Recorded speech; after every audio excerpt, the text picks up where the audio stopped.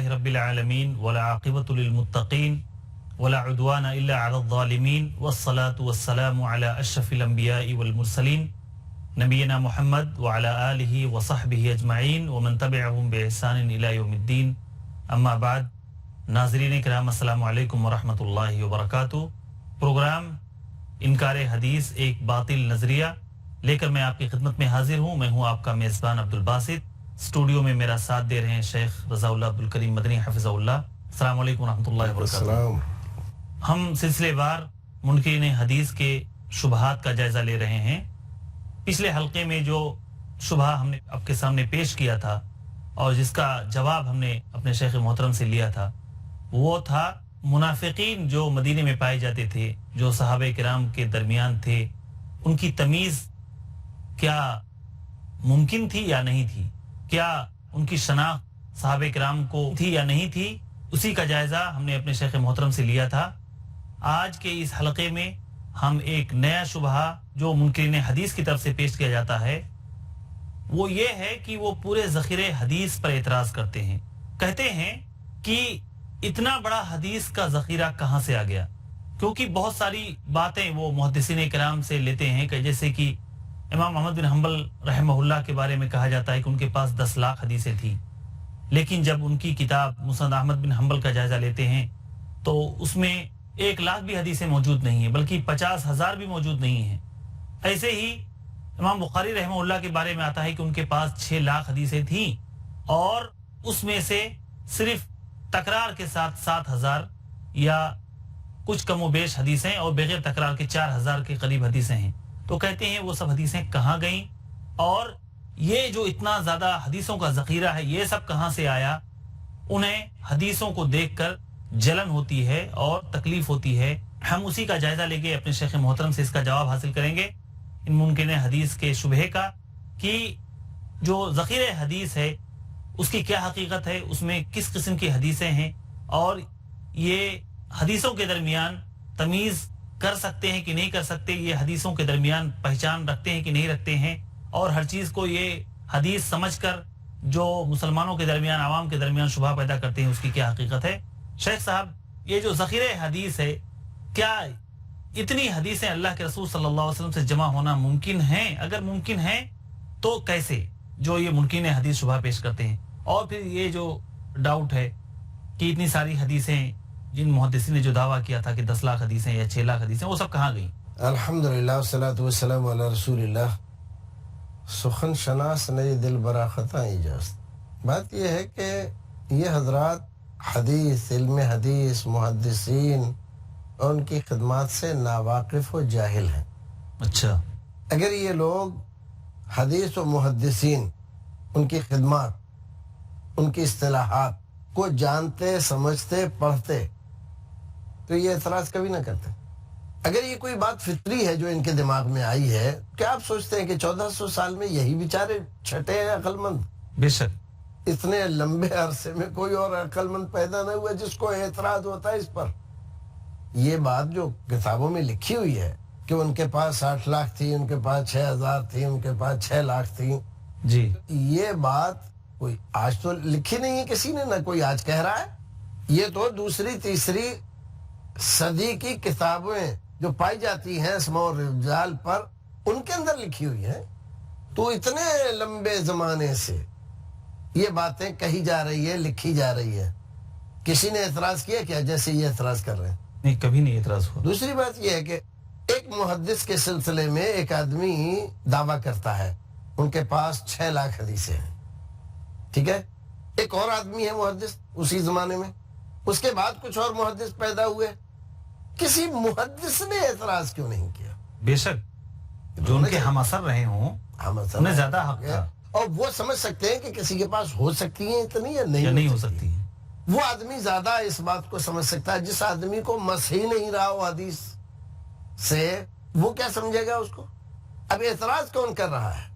جس کو اس سے کوئی مس ہی نہیں. جی، اور جو آدمی اسی کا ہو کر رہا زندگی بھر، اوڑھنا بچھونا جس نے حدیث کو بنایا، بالکل پوری زندگی وقف کر دی، اس آدمی نے کوئی اعتراض نہیں کیا. تو کیا یہ عجیب بات نہیں لگتی آپ کو؟ بالکل، بے شک. اب آئیے ذرا سا اس بات کی طرف کہ رسول اکرم صلی اللہ علیہ وسلم کی کیا اتنی حدیثیں ہو سکتی ہیں؟ میں کہتا ہوں کہ اتنی تو کم ہے. 60 لاکھ نہیں، اگر وہ کروڑوں میں بھی ہوتی تب بھی ممکن تھا، صحیح تھا، کوئی ایسی بات نہیں. ایک مثال سے ایک بات آپ کو سمجھا دوں. جی. رسول اکرم صلی اللہ علیہ وسلم کا دربار لگا ہوا ہے. مان لیجیے اس میں 50-100 صحابہ کرام بیٹھے ہوئے. اتنا تو ایک معمول سی بات ہے. جی جی، جس طرح آپ کے اوپر پروانہ وار قربان رہتے تھے. ہم 50 ہی مان لیتے ہیں. 50 صحابہ کرام کا مجمع رسول کے اکرم کے ارد گرد بیٹھا ہوا ہے. ایسے میں آپ نے ایک حدیث ارشاد فرمائی. مان لیجیے ایک حدیث مثال میں پیش کرتا ہوں. المسلم من سلم المسلمون من لسانه و یده. یہ رسول اکرم نے ایک بار فرمایا. یہ ایک حدیث ہے نا؟ بالکل. کتنے صحابہ کرام بیٹھے ہوئے ہیں؟ 50 صحابہ کرام نے اس کو سنا. 50 صحابہ کرام الگ الگ بیان کریں، کتنی حدیث ہوئی؟ 50 حدیث ہوئی. 50 حدیث ہو گئی. اب یہ ہر آدمی کم سے کم 10 آدمی کو بیان کرتا ہے.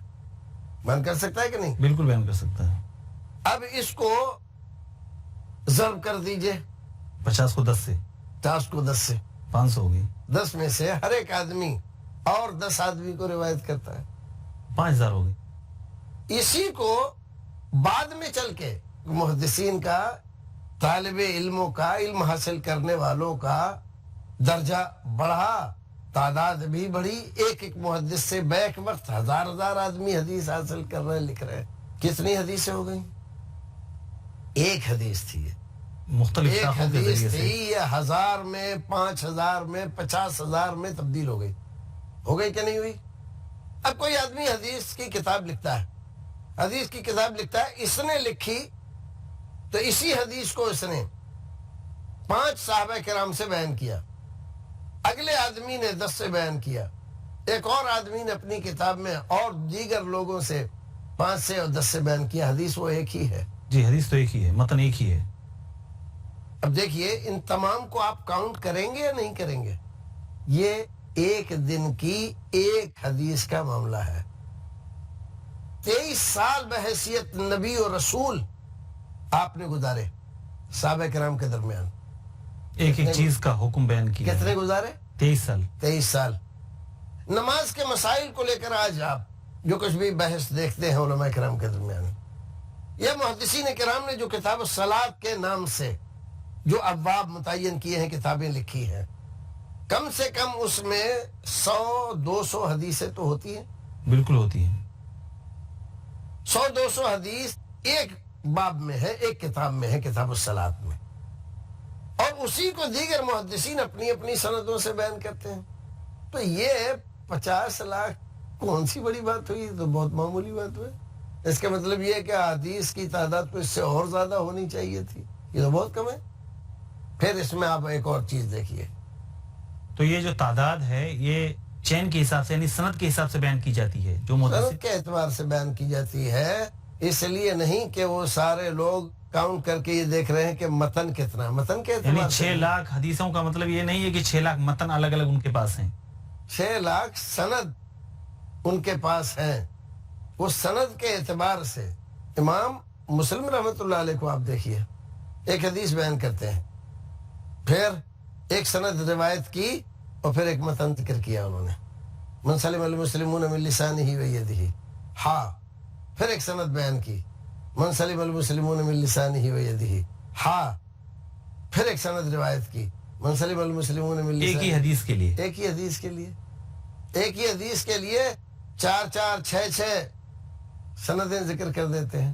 ان جاہلوں کے لیے تو وہ ایک حدیث ہے، لیکن امام مسلم رحمۃ اللہ علیہ کے نزدیک، محدثین کے نزدیک وہ 6 حدیث ہیں. اس طرح سے حدیثوں کی تعداد جو نقل کی جاتی ہے، چونکہ یہ اصطلاحات جانتے نہیں ان کی، بالکل بالکل محدثین کرام کی، اس لیے اس پر اوٹ پٹانگ اعتراضات کر دیتے ہیں. جانتے نہیں، سمجھتے نہیں ہیں. ساحل پہ بیٹھ کر تیراکی کے گڑ سکھاتے ہیں. جی. حدیث میں ایک اور بات، حدیث قدسی، حدیث متواتر، حدیث مشہور، حدیث مستفید، حدیث عزیز، جی حدیث غریب. وہ حدیث کی پھر جو ضعیف حدیث ہے اس کی تقریباً 60 قسمیں. ایسے ہی حدیث کی کتابوں میں شیخ دیکھتے ہیں کہ آپ صحابہ کے بھی اقوال پائیں گے آثار، ایسے ہی تابعین کے بھی مقطوع روایت جسے کہتے ہیں، یعنی مرفوع بھی ہیں اور موقوف بھی روایتیں ہیں، ایسے ہی مقطوع روایتیں بھی ہیں، وہ سب بھی اسی میں. وہی میں بیان کر رہا تھا. تو یہ حدیث کی ضعیف حدیث کی قسموں میں محدثین کرام جو روایت کرتے ہیں، جی صحیح مرفوع. صحیح مرفوع کیا ہے؟ صحیح مرفوع یعنی وہ روایت جس کی سند رسول اکرم تک پہنچ جائے، صلی اللہ علیہ وسلم. صحیح سند سے جی رسول اکرم تک اس کی سند پہنچ رہی ہے تو یہ مرفوع ہے. اچھا، ایک سند روایت کی جا رہی ہے لیکن وہ صحابی پر جا کر ختم ہو جاتی ہے، یعنی اللہ کے رسول تک نہیں پہنچتا. اللہ کے رسول. صحابی یہ نہیں کہتے کہ اللہ کے رسول نے یہ بیان کیا، بلکہ یہ ان کا قول ہے، وہ بیان کرتے ہیں صحابی کہ خود یہ بیان ایسا کرتے ہے. ہیں. نیچے والے محدثین کرام اس کو بیان کرتے ہیں کہ ہم کو فلانے، ہم کو فلانے، ہم کو فلانے، ہم کو فلانے، انہوں نے بیان کیا کہ حضرت عبداللہ ابن عمر نے بیان کیا، فرمایا. بس جی اللہ کے رسول کی طرف نسبت اللہ نہیں کے ہے. رسول تک نہیں پہنچی سند. یہ کیا ہے؟ یہ حدیث موقوف ہے. حدیث موقوف. ایک اور حدیث ہوتی ہے، حدثنا فلاں حدثنا فلاں حدثنا فلاں قال سعید بن المسیب کذا و کذا. یہ تابعی ہیں. تابعی ہے، وہ بیان کرتے ہیں، وہ صحابی کا نام نہیں لیتے کہ فلاں صحابی نے ایسے بیان کیا. اس کو ہم مرسل کہتے ہیں، حدیثی کی قسم مانی جاتی ہے. یا مقطوع بھی اس کو کہتے ہیں.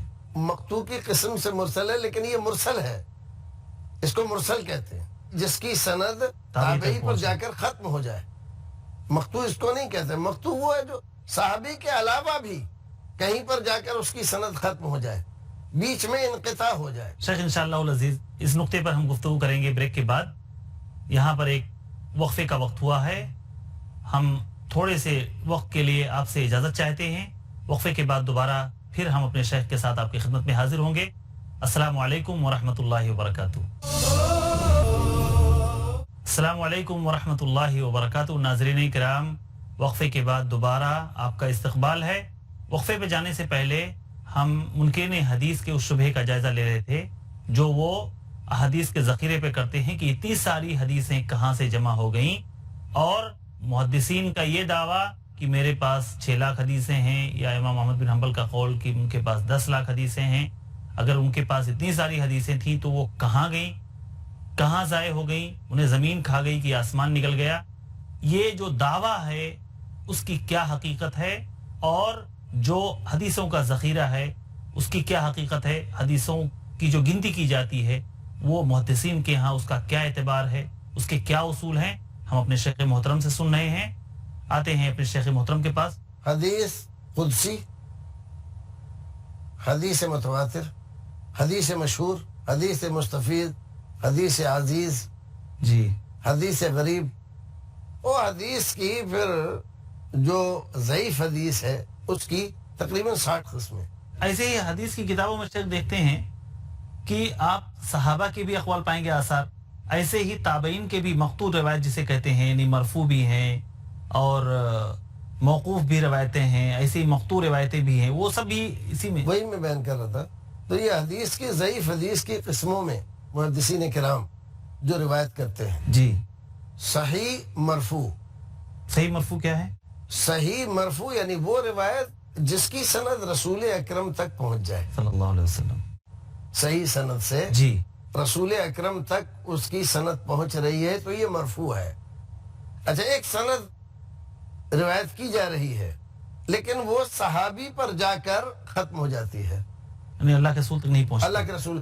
صحابی یہ نہیں کہتے کہ اللہ کے رسول نے یہ بیان کیا، بلکہ یہ ان کا قول ہے، وہ بیان کرتے ہیں صحابی کہ خود یہ بیان ایسا کرتے ہے. نیچے والے محدثین کرام اس کو بیان کرتے ہیں کہ ہم کو فلانے، ہم کو فلانے، ہم کو فلانے، ہم کو فلانے، انہوں نے بیان کیا کہ حضرت عبداللہ ابن عمر نے بیان کیا، فرمایا. بس جی اللہ کے رسول کی طرف نسبت اللہ نہیں کے ہے. رسول تک نہیں پہنچی سند. یہ کیا ہے؟ یہ حدیث موقوف ہے. حدیث موقوف. ایک اور حدیث ہوتی ہے، حدثنا فلاں حدثنا فلاں حدثنا فلاں قال سعید بن المسیب कदा व कदा, ये ताबई हैं। ताबई है, वो बयान करते हैं, वो साहबी का नाम नहीं लेते कि फला साहबी ने ऐसे बयान किया। इसको हम मुरसल कहते हैं, हदीसी की किस्म मानी जाती है, या मकतू भी इसको कहते हैं। मकतू की किस्म से मुरसल है, लेकिन ये मुरसल है, इसको मुरसल कहते हैं, जिसकी सनद ताबई पर जाकर खत्म हो जाए। मकतू इसको नहीं कहते, मकतू वो है जो साहबी के अलावा भी कहीं पर जाकर उसकी सनद खत्म हो जाए, बीच में इनक़िता हो जाए।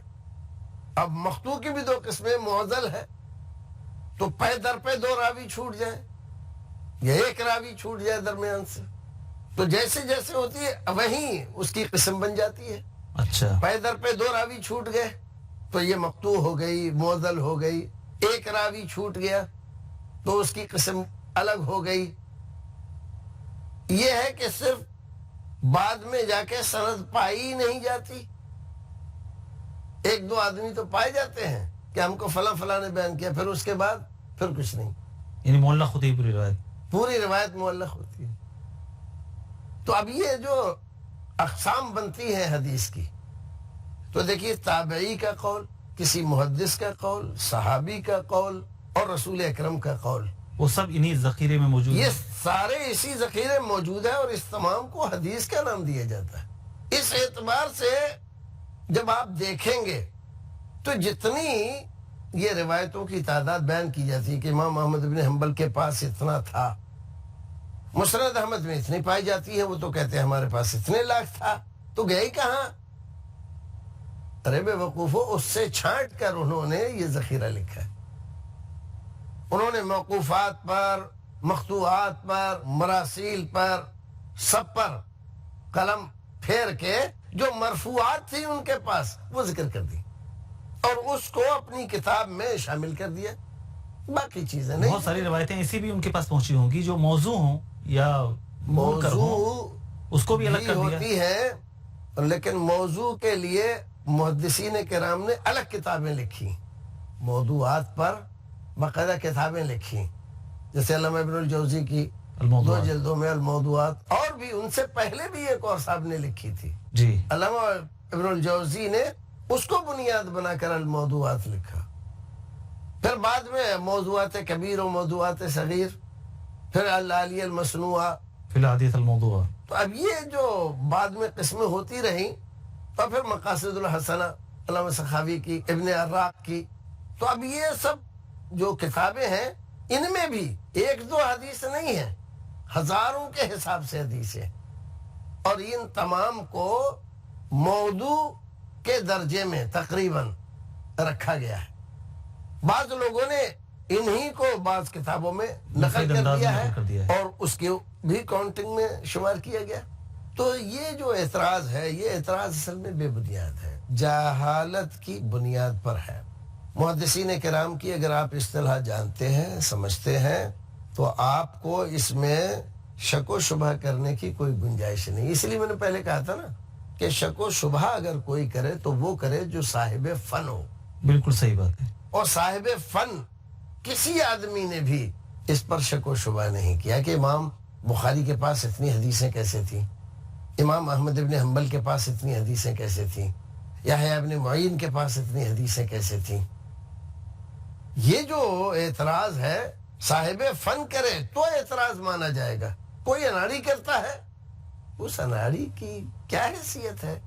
फिर रोजाना अगर हम देखने जाएं शेख, एक आदमी आम तौर पर जिंदगी में रोजाना कितनी गुफ्तगू करता है। फिर अल्लाह के रसूल सल्लल्लाहु अलैहि वसल्लम एक मुरब्बी के तौर पर भेजे गए थे एक उम्मत की तश्कील के लिए, सारी दुनिया के लिए, एक एक चीज की घर से लेकर बाहर तक हर हर मामले में, हर हर मैदान में आपने अहकाम बयान फरमाए, लोगों के सामने उसके तरीके बताए और उनकी तरबियत की। अगर इन सारी चीजों को हम शुमार करें, खुद इंसान अपने बारे में सोचे कि वो कितनी गुफ्तगू रोजाना करता है, उसको काउंट करे, तो उसके मुकाबले में हादीस का जखीरा कोई ज्यादा नजर नहीं आएगा। नहीं, कोई ज्यादा का क्या मतलब है, बल्कि ये कहेंगे कि हो सकता है कि कुछ बातें रह गई हो, ज्यादा नहीं हुई है कुछ। ये तो हो सकता है कि ये कहे कि भाई कुछ बातें रह गई हो, लेकिन रह गई हो उससे मतलब ये नहीं है कि दीन नामुकम्मल हो गया, नाक़िस रहा। शरीयत मुकम्मल है, लेकिन एक बात रसूल अकरम ने एक बार फरमाई, वही बात आपने 10 बार फरमाई, تو ہر بار کی روایت نہیں ہوئی. مجھے بالکل. تعجب ہے کہ یہ لوگ کیسے بے وقوف لوگ ہیں کہ اس پر اعتراض کریں. اعتراض کا کوئی موقع ہی نہیں ہے. یہ تو اللہ کے رسول کی 23 سال زندگی کے مقابلے میں یہ حدیث کا ذخیرہ بہت کم لگ رہا ہے ہم کو. جزاک اللہ خیرن. ناظرین کرام، آپ نے دیکھا کہ یہ شبہ جو منکرین حدیث پیش کرتے ہیں کہ حدیثوں کا اتنا بڑا ذخیرہ کہاں سے آ گیا، اور یا یہ کہ جو محدثین کہتے ہیں کہ فلاں کے پاس اتنی لاکھ حدیثیں ہیں یا فلاں کے پاس اتنی لاکھ حدیثیں ہیں، تو ہم حدیث کی کتابوں میں اتنی لاکھ حدیثیں دیکھتے نہیں ہیں. ہم نے اپنے شیخ محترم سے اس کی حقیقت کو جانا کہ اگر کوئی محدث یہ کہتا ہے کہ میرے پاس اتنی حدیثیں ہیں تو اس کا کیا مطلب ہے، اور محدثین کی اس تعلق سے کیا اصطلاحات ہیں، انہوں نے کون کون سی اصطلاحات اختیار کی ہے حدیثوں کو جمع کرنے میں اور حدیثوں کی تدوین میں، اس کی جرح و تعدیل میں کون کون سے اصطلاحات کا استعمال کیا ہے. الحمدللہ ہمارے ناظرین کے ذہنوں سے یہ شبہ بھی دور ہو گیا ہوگا کہ حدیثوں کا اتنا بڑا ذخیرہ کہاں سے آ گیا. اللہ رب العالمین سے دعا ہے کہ اللہ تعالی ہمیں ان منکرین حدیث کے ہر شبہ کو سمجھنے کی توفیق عطا فرمائے، ہمیں ان کے چالوں سے ہوشیار رہنے، چوکنا رہنے کی توفیق عطا فرمائے، اور اللہ تعالی انہیں توفیق دے کہ وہ ہدایت کی طرف پلٹیں اور صراط مستقیم پر پلٹیں، اور اللہ رب العالمین ہم سب کو توفیق دے کہ ہم صراط مستقیم پر اپنی زندگی کو گامزن کریں. آمین. وآخر دعوانا الحمدللہ رب العالمین. السلام علیکم ورحمۃ اللہ وبرکاتہ.